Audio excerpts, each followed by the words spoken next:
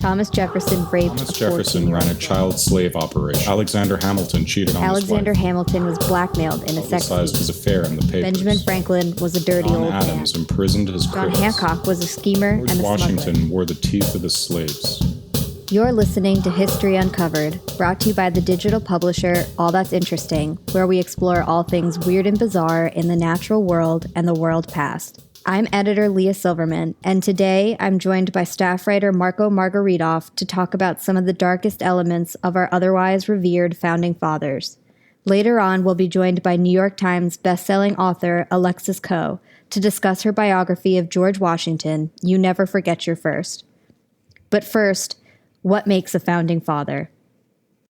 What makes a founding father a founding father? Depending on where you look, you'll see anywhere from 7 to 18 founding fathers, but they were all involved in the unification of the 13 colonies, the fight for independence, and the formation of the government in some form or another. Some were involved in the Constitution, there are 56 signatories in all, or the Declaration of Independence, or both. Benjamin Franklin was actually the oldest signatory on both documents, and was 81 at the time of the writing of the Constitution. You've likely heard the legends about these men because they were unprecedented in our nation's history. They founded the nation, after all. They were essential in drafting the U.S. Constitution, declaring our independence, and sculpting a nation out of turmoil. But these men were men. They were human, and they existed in a time where both slavery and pistol dueling for bragging rights were acceptable behaviors. So naturally, there's a crass and uncomfortable dimension to each of them. Let's explore it.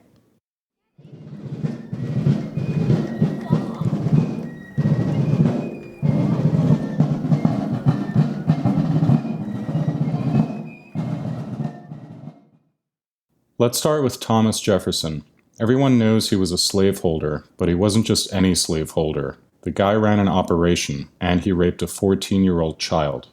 His Monticello estate in Virginia was serious business. He employed up to 140 slaves at any one time, working in textiles, blacksmithing, nail-making, farming, and more.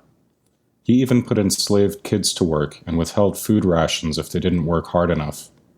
Though he claimed that all men were created free and equal, he certainly didn't live that way. It was 1787. Thomas Jefferson had been working in Paris as a United States envoy and minister to France when he was joined by his daughter Martha and numerous slaves, including her chambermaid, 14-year-old Sally Hemings. The year the United States Constitution passed into law, Jefferson not only raped but impregnated the 14-year-old. He had initially described her as, quote, quite a child, before writing that she was, quote, handsome with long straight hair down her back, and was, quote, decidedly good-looking. Hemings was the daughter of Jefferson's own father-in-law, John Wales, who had raped his, quote, domestic servant, Betty Hemings. She was also the half-sibling of Jefferson's late wife, Martha Wales Skelton Jefferson. After numerous rapes resulted in a pregnancy, Hemings returned to America, where Jefferson's illegitimate child died in its infancy. Upon their return to his Monticello estate in Virginia, the unscrupulous abuser continued routinely raping the enslaved seamstress. She ultimately birthed 6 more children. The Thomas Jefferson Foundation Research Committee itself said Jefferson fathered a minimum of 6 of the 7 children Hemings gave birth to. One of Hemings' own children, Madison, revealed that Jefferson fathered all 7. While Jefferson's white daughter Martha had always denied this, a 1998 DNA test proved her and her supporters wrong.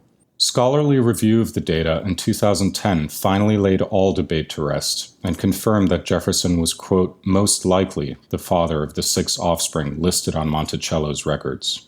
If you feel the need to defend Jefferson here, apologize for his behavior, or object to the notion that he, quote, raped Hemings, keep in mind that Hemings was a child. She was his property, and therefore she had no say in the matter.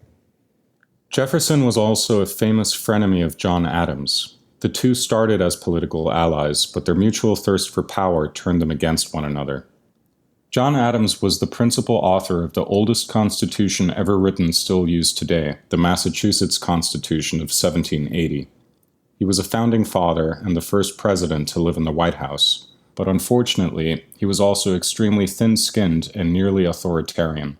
Adams didn't take criticism well and despised those who voiced any, such as Congressman Matthew Lyon, who wrote Adams was, quote, swallowed up in a continual grasp for power, in an unbounded thirst for ridiculous pomp, foolish adulation, and selfish avarice.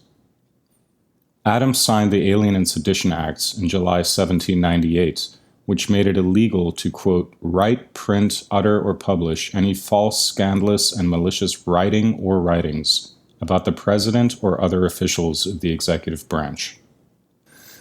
The argument for this distressingly broad law was national security, as the young country was teetering on war with France. The alien part of the law made it as easy as possible to deport immigrants and made it much harder for naturalized citizens to vote. As for the sedition part, its power was made no clearer than when Representative Lyon was accused of being, quote, a malicious and seditious person, and of a depraved mind and a wicked and diabolical disposition, as a result of his reasonable critique. He was fined $1,000, convicted of sedition, and sentenced to 4 months in prison.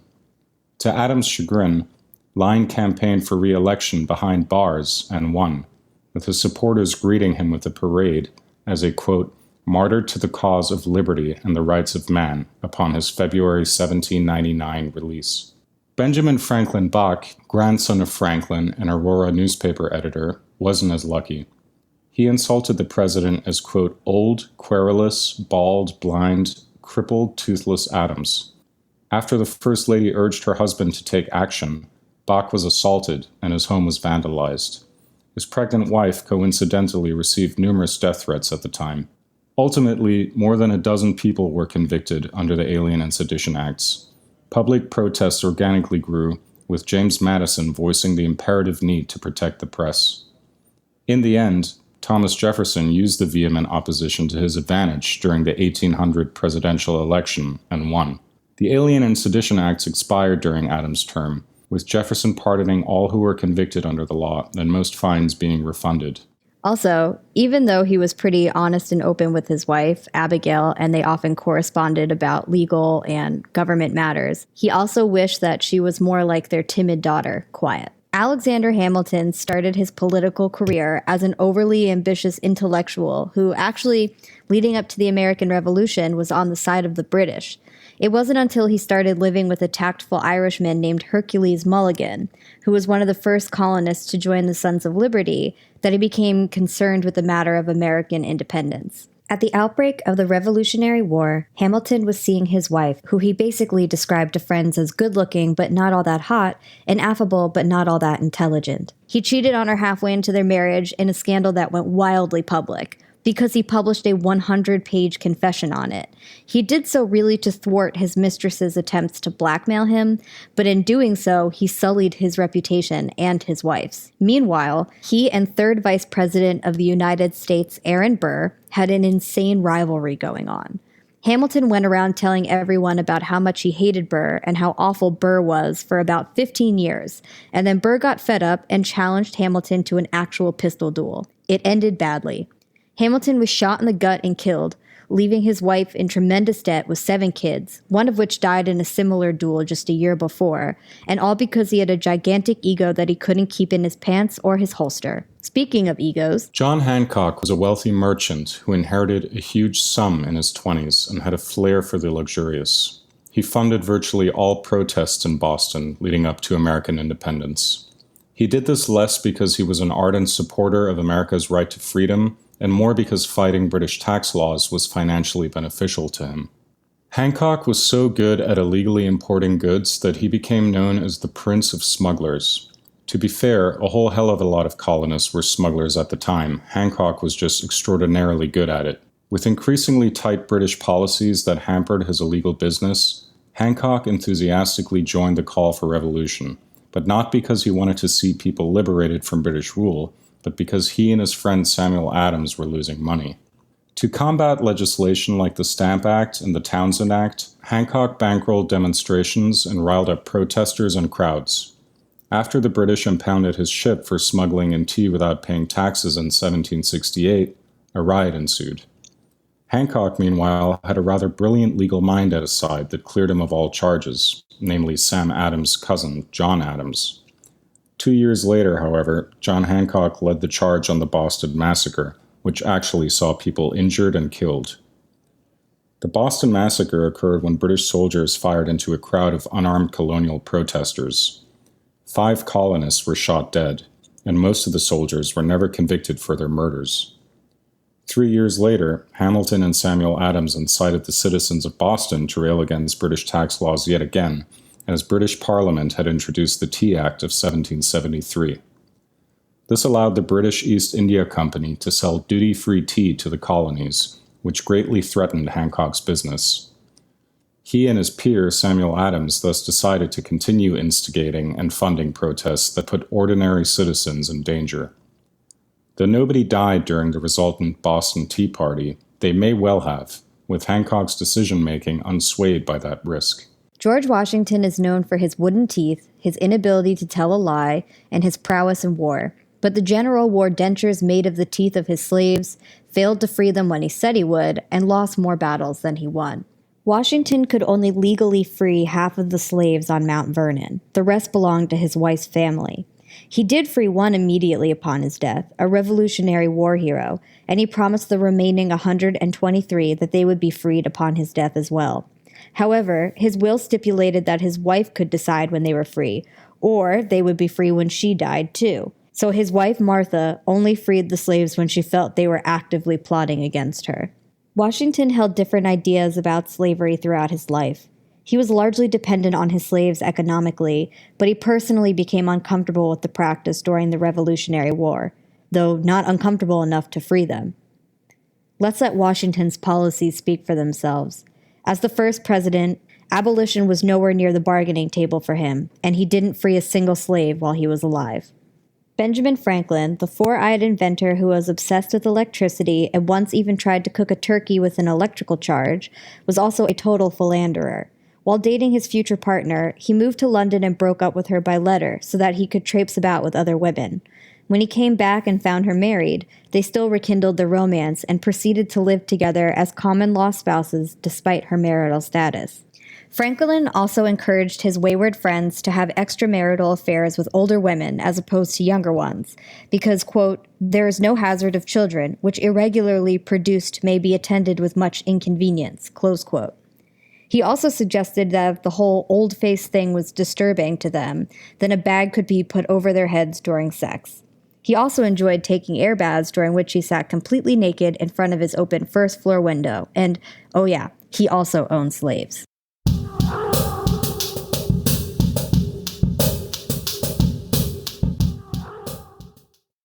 So Marco, on a scale of petty to downright evil, where do you think you would rank these founding fathers?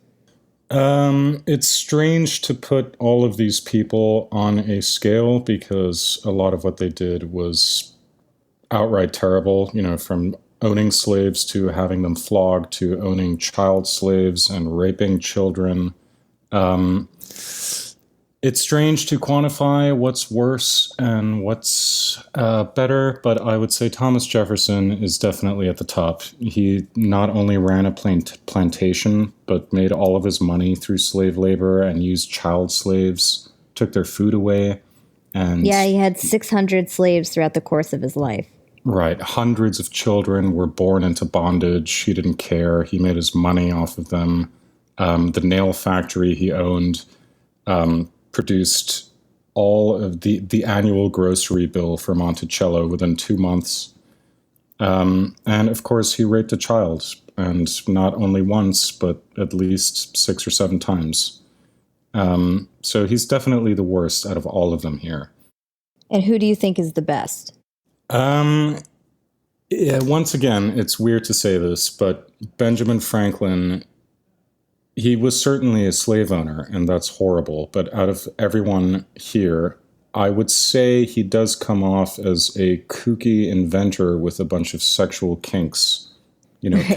Contrast it to somebody like Thomas Jefferson, who honestly seems like a horrible person.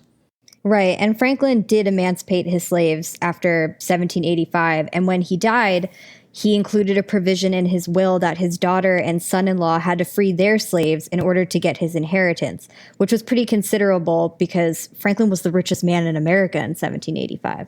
Yeah, so Franklin, alongside Hancock, I would say, would be on the other end of the spectrum that Jefferson sits in. Hancock, I don't have much respect for people who profiteer in a time of civil unrest and turmoil, but compared to most others here, he just seems like a relatable anti-hero.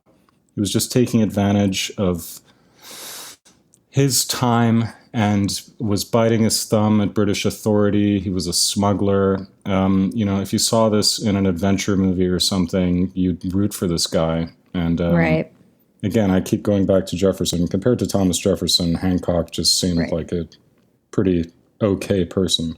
And also, Hancock's interesting because we would say that he's towards the bottom of the list, and he was the only one who really did anything illegal. He was operating outside of the law, smuggling, tax evasion, and Right. the men who were the worst, Thomas Jefferson, was operating within the law. It just so happened that the law at that time allowed slavery and was Yeah, the law protected some of the worst behavior right. imaginable, while those who operated outside of it are sort of relatable at this point. So Hancock actually also did have slaves. Oh, great. Yeah, I mean, it seems like it's going to be kind of hard to find a white man in this time period who didn't have slaves unless they themselves had no money. Right. So prior to the Revolutionary War, he had slaves, but then after the war, it seems like this was a sentiment along a lot of men for a lot of men in this time to change their mind about slavery after the Revolutionary War because so many slaves fought alongside them against the British, which, showed them that they were real goddamn people and bled when you poked them and whatnot. Right. So he changed his mind after that, and he actually did try to push abolition as a part of the Constitution. I would say after Jefferson, I would put John Adams in there. He reminds me of my own personal political awakening when I railed against people like George W. Bush and Dick Cheney, who were, just the criticizing the press and operating shadily and Overreaching, using his power overreaching. to prevent people from their freedom, their right to freedom of speech. Right, and labeling people as potential enemy combatants if they say something you don't like. Obviously, this is reminiscent of what's happening right now with Donald Trump, threatening the press and journalists from just telling it like it is and informing the public of what the powers that be are doing. John Adams, a few weeks ago, I honestly would have thought John Adams was one of the more respectable founding fathers, but he seems like a horrible person who should have no power at all to me now. Also, didn't he have like a weird title that he wanted people to refer to him as the president? I believe that while he was vice president, he cynically suggested calling the president, who I believe was George Washington, The electoral highness or something. His High Majesty and Protector of Liberty and the People, something God. like that. Protector of liberty, and yet wants people to keep their mouths shut if they're going to criticize him.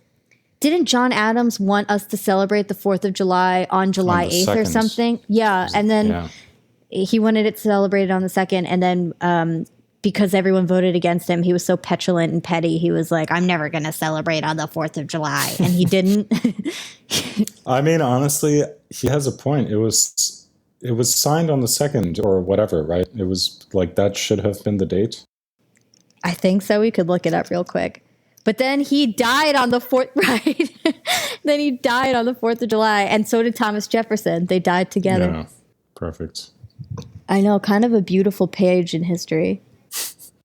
So I would say Thomas Jefferson and John Adams, out of all the ones we spoke about, they seem to be the worst. While Alexander Hamilton he seems like a childish and undisciplined, prideful, petulant. Yeah, he seems like a child who not only did he cheat on his wife, but he basically published He wrote more than 100 pages Right. about the whole thing. So what's interesting is that 100-page pamphlet is about a fling that lasted like not even a summer. Like, how arrogant do you have to be to think that your sexual prowess of like a very short fling requires a full 100 pages to describe it? You know what I mean? Yeah, and then to leave your wife with 7 children, to raise them all, and you die because you couldn't say no to a duel because you were too prideful to decline. Also, he pretty much said that he fell into this affair because he couldn't say no to this woman. So it's called the Maria Reynolds affair. That was the woman he was involved with, the Reynolds affair, the Reynolds scandal. And it's considered the first political sex scandal in U.S. history. This woman, Maria Reynolds, was a woman in danger, at least as far as we know. She approached Hamilton and asked him for financial assistance. He obliged. He went to check on her later.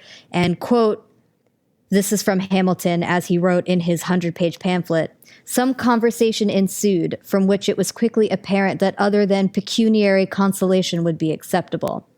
They engaged in a sexual relationship. Her husband returned, found out about the sexual relationship, and decided that they would use it to blackmail Hamilton. And they blackmailed him out of a third of his salary, which was about $25,000 in today's standard. Wow. I wonder how we would think about Bill Clinton if he had said, yes, I did sleep with that woman, and, wrote like a 100-page article. Based on who's in the office right now, I have a feeling if he had just come right out and said that he did it, people would probably be cheering him on. Yeah, that's very true. So what about George Washington? We really didn't cover him in this discussion here.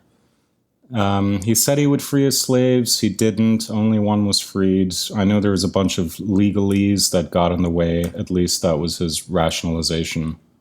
But I say this like not to excuse his behavior, but to explain that he was really not exceptional.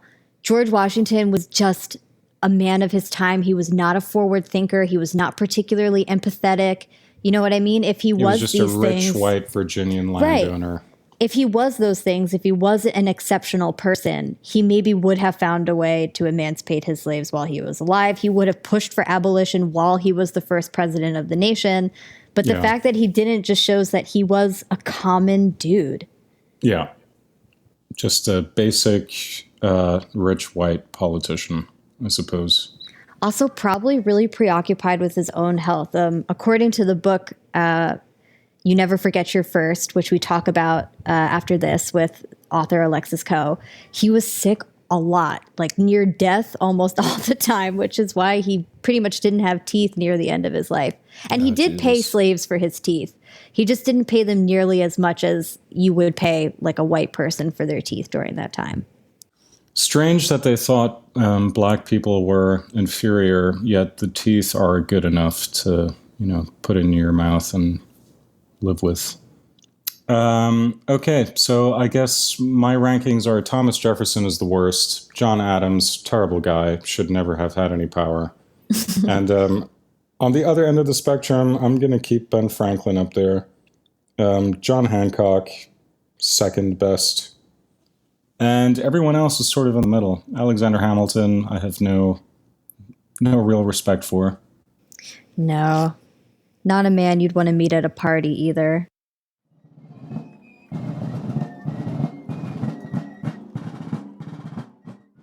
We spoke with historian Alexis Coe, the only woman historian to publish a biography of George Washington in the last 100 years, about the lack of diversity in the study of the first president of the United States.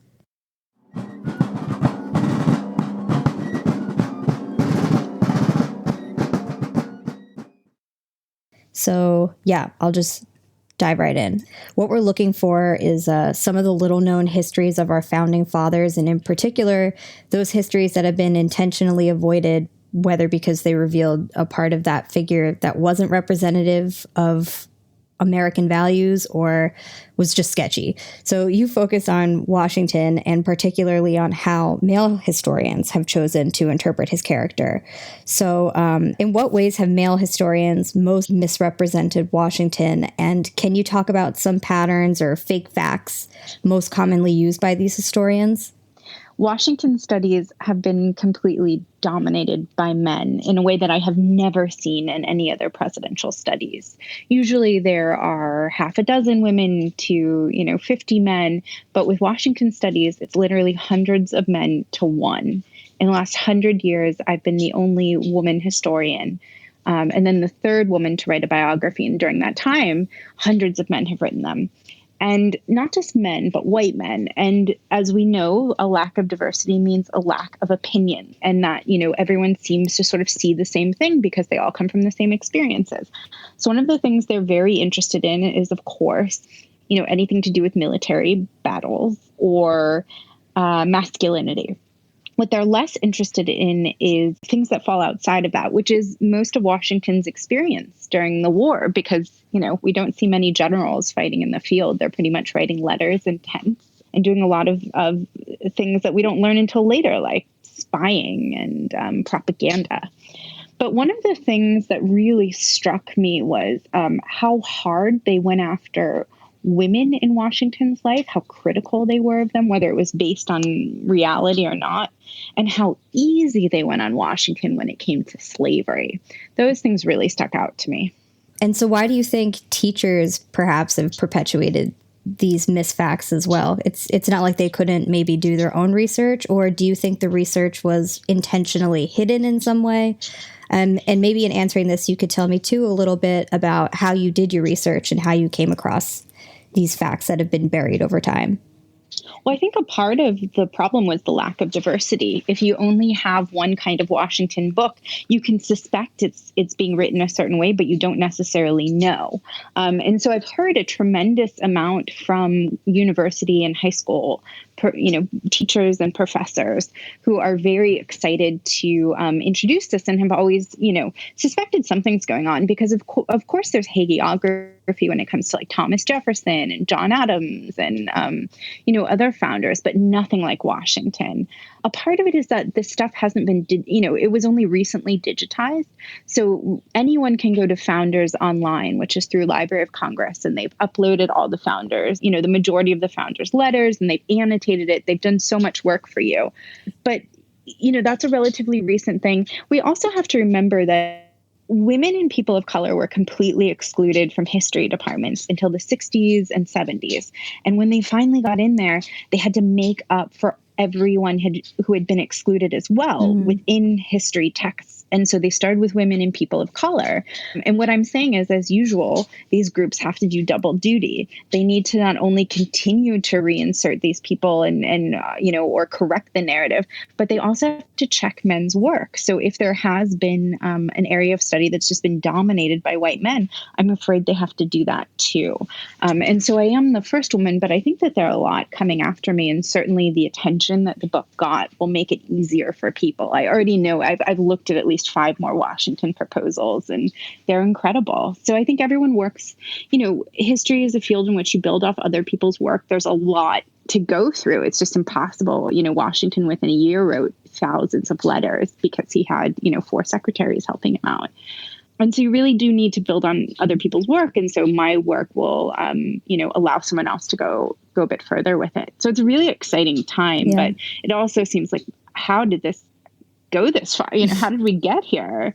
And I do think there is a bit of a cabal, right? I think that male historians, out of laziness or whatever, just did not question each other when it came to things that didn't interest them, which are, outside of military and studies of masculinity.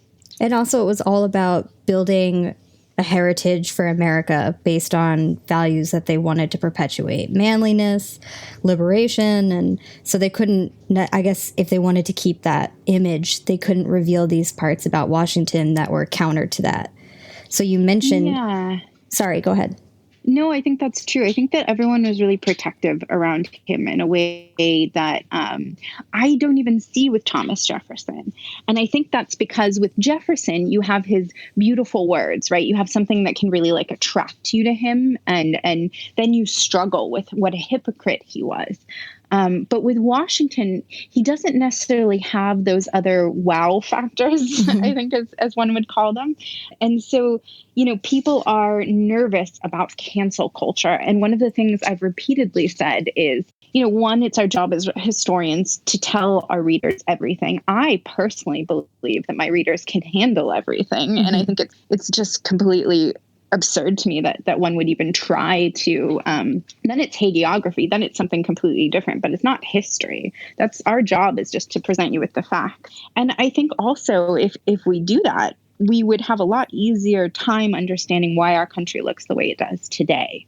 And certainly I say today, I think we're on day 8 of Black Lives Matter protests during, quarantine.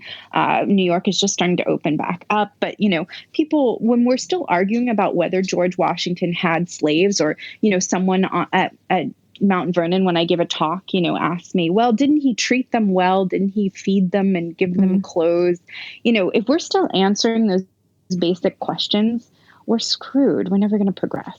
And it's just erasure, right? Like, we're just ignoring an entire part of who he was in that time period.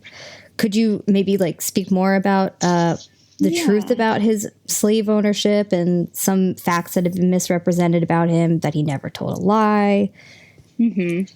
Yeah. I mean, if you think about it, I don't know anyone who's won a war who hasn't told a lie. It would be impossible. You would be very bad at your job. Washington is also, a celebrated spy master. So we instinctively know that he had to have told some lies, but we want him to be perfect, right? And the problem is, by making him perfect, people have made him too perfect to be real. He's too marble. But he obviously told a lie. That story was completely made up, and we know the person who did it. His name was Parson Weems. He was an itinerant minister. He had a great name and a terrible relationship with the truth. But he was first to market, and anyone who's first to market with a book usually sets the tone. When it comes to slavery, people love to say that Washington struggled for decades, and that he really he called it a source of regret, the institution of slavery. Meanwhile, he's still acquiring enslaved people, and he's still, if the thing is, there is this in the rush to defend Washington, we have obscured some basic facts about him. One, if Washington wanted to emancipate his slaves, he could have. He would have the money to do so, because you had to pay, Virginia to do so. And then you had to make sure if they had been injured in your care, which happened often, because we are talking about slavery here in Virginia, you had to pay for the rest of their lives, for their food and housing and clothing, because the state of Virginia didn't want to. Washington could have done so, but he didn't want to, because like most Virginians, he was land rich and cash poor. He didn't want to sell the land. And it's not like he was trying to leave his children something when he died. He had no heirs. Right. He didn't have any biological children. But, and Lafayette, famous from Hamilton, Lafayette, wrote him throughout this time period and said, how about we do it this way? Or what if I go half in with you on some property, and then we start what is essentially a tenant farming business for your enslaved population? So you don't actually have to emancipate them. You don't have to deal with that, but you basically just leave them alone. And it's like an experiment. And throughout this time period, he's like, oh, you're so sweet. Let's talk about it later. But when he's responding officially to this, he's writing that he hopes that the government will make slavery, will eventually outlaw it, but at a pace that is imperceptible. It's so gradual that it's imperceptible, which of course does nobody any favors, and is a great way to just sort of, say, I don't want anything to do with it. The big story that historians have loved to tell about Washington is that he emancipated his slaves when he died, but that's not true. He emancipated one man outright who had been by his side during the Revolution. And then the rest he gave to Martha. They would either be of her use during the rest of her lifetime, right? So she could still benefit from them financially, or at her discretion. I'm not sure Martha knew about this plan, by the way. He wrote this will right before he died, and he had her bring him two on his deathbed, and he burned the other one. And that will was published. And so, of course, the enslaved population, hundreds of people, knew that the only thing standing between them and emancipation was Martha. And she worried about her life. We know this from Abigail Adams' letters. And so she emancipated them. But that's conditional, right? She could have lived another 15 years and those people would not have been free. So you cannot say that he freed people outright. And you can't say, hey, this wasn't legacy building, because he had that will distributed the day after he died so that they knew about it, but everyone in the world knew about it too. And that's like, it doesn't mean that we should not study him. I am one who doesn't believe that we know Washington's name because he's a role model who we should all seek to emulate. We know him because he's historically significant. The rest is all a personal choice. And what do you think that hesitation from him was to try and emancipate them, or even just have them working for him as Lafayette had suggested? Was it just not caring, or he didn't want to have to be controversial in any way? He inherited close to a dozen slaves when he was 10 years old. This is someone who was basically a lifelong slave owner. Washington had grown up with a mother who separated her slaves when she died in her will, something that's sort of unheard of when you consider yourself a good slave owner. Washington personally assaulted his enslaved population. When someone counters with, oh, well, he treated them well in this way or that way, he allowed them to get married. What does marriage yield? Children. What are children when you own them? More property, more wealth. I think that a big part of it is that it was a transaction to him and that he didn't believe that Black people were equal to white people. He thought that there were exceptions, just like we know to be true throughout, history of anyone. When you read their letters and they have, they're in the South and they tend to have done things in this manner. It's not uncommon to see, they have a token person, but for the most part, he viewed Black people as ungrateful, not hard workers. And he, in fact, said at one point, they just don't take any pride in their work.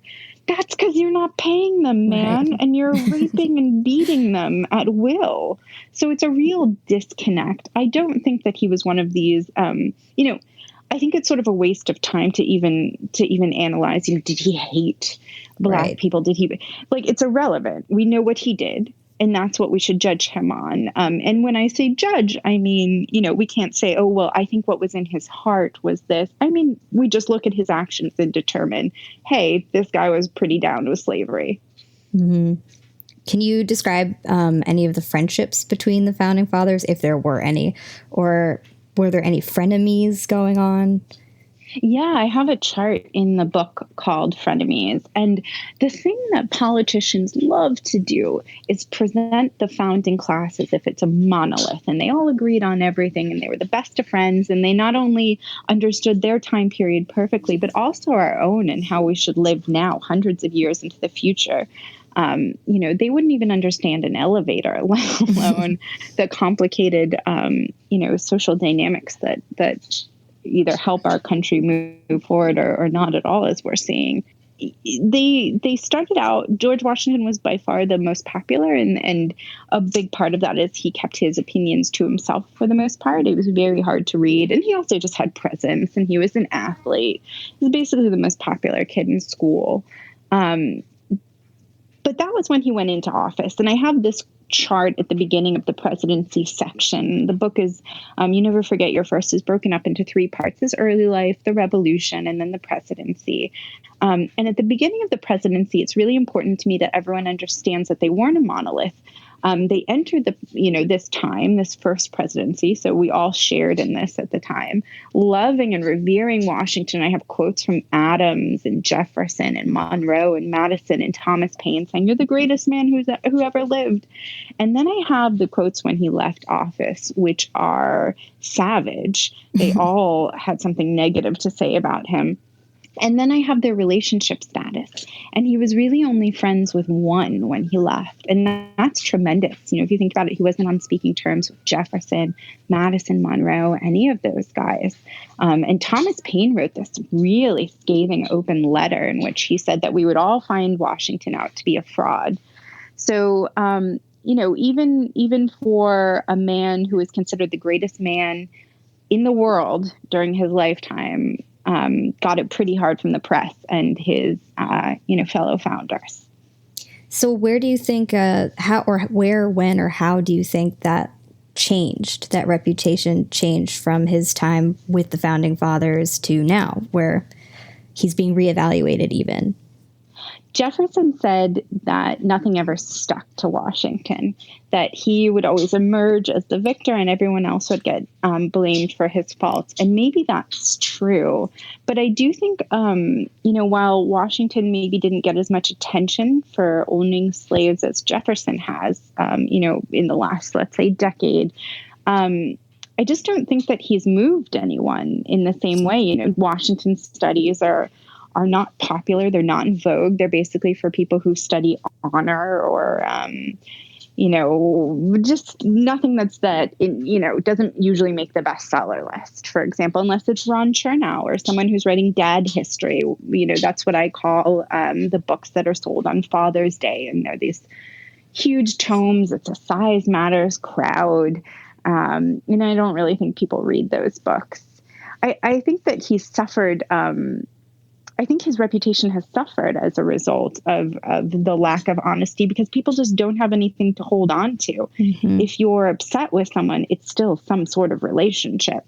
But, Richard Brookhiser, a conservative historian who I disagree with on almost everything, I love this quote that he has where he says that Washington is in our pockets, but not our hearts. And I don't know if he should be in our hearts. I disagree with him there, but I like the quote and I think it's true. We can't forget him. He's everywhere. He's on our money. He's on, tons of schools. The names, the capital of the United States is called Washington after him. So he's not going anywhere, but we need to actually know him. And to know him, we need to present him fully.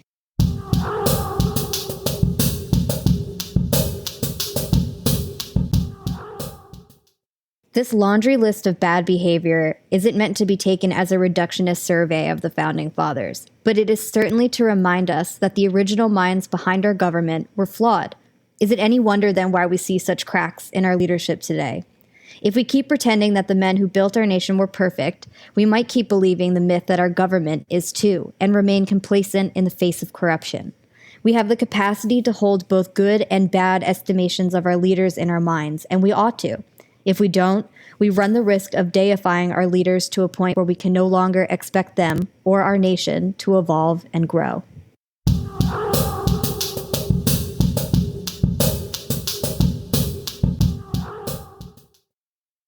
Thanks for listening to History Uncovered. I'm History Uncovered's producer, Kit Westneat. If you like the show, help others find us by leaving a review on Apple Podcasts or Spotify. And be sure to follow the All That's Interesting and History Revealed pages on Facebook and Real History Uncovered on Instagram. Make sure you don't miss out on the new episodes and subscribe to the History Uncovered podcast. And keep up with our latest stories at allthat'sinteresting.com. If you have a question about the show or just want to say hi, feel free to call us at 929-526-3029 or email us at podcast@allthat'sinteresting.com. This podcast is part of the Airwave Media Podcast Network. Visit airwavemedia.com to listen and subscribe to their other fine shows like Legends of the Old West and Redacted History. Until next time, keep exploring.